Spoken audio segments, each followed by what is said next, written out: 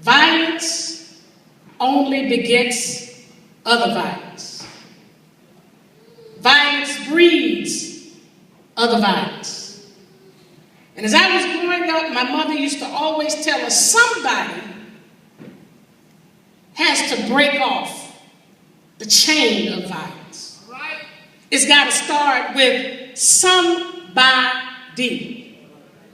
And it took me a long time to understand what she was saying. And the reason it took me so long is because I had to go through my process of feeling the hurt and the pain and the emotion that comes with loss. The hurt, the frustration, the abandonment that ultimately sets up shop for anger, resentment, and bitterness. And for years, even to this day, to a certain extent, I struggled to fight against the anger that was trying to overtake me. In fact, as I grew up, my anger became so explosive that it didn't matter whether you were 10 years my senior or 30 years my senior. I had a very vicious tongue. And I want you to hear that.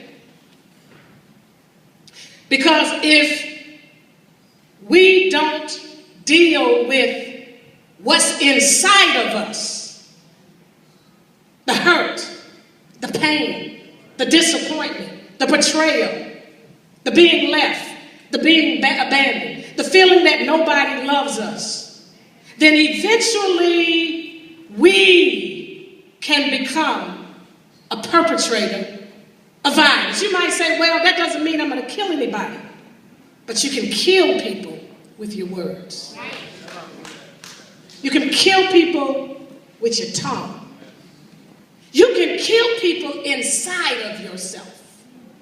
I remember so often how inside of my brain, I wanted to take somebody's life.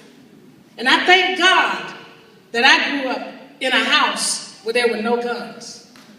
Because even though I was the daughter of Dr. Martin Luther King Jr., the proponent of nonviolence, and Coretta Scott King, the embodiment of that nonviolence and unconditional love and forgiveness, I had not matured or grown up to a place or had the discipline enough to understand how to let some things go and how to take a higher ground when you're dealing with what's inside of you or what's trying to come against you. And so had that gun been there, I probably would be in jail today.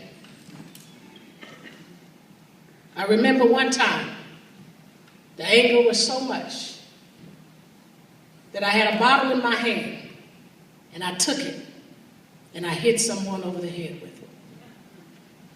The person temporarily went unconscious and it scared the daylights out of me because all I could see is my life is over.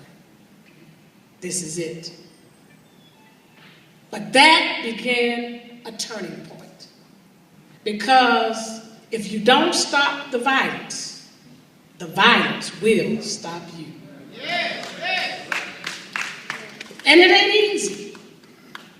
Because it is a choice. Daddy said today, the choice is no longer between violence or nonviolence. It's either nonviolence or non-existence.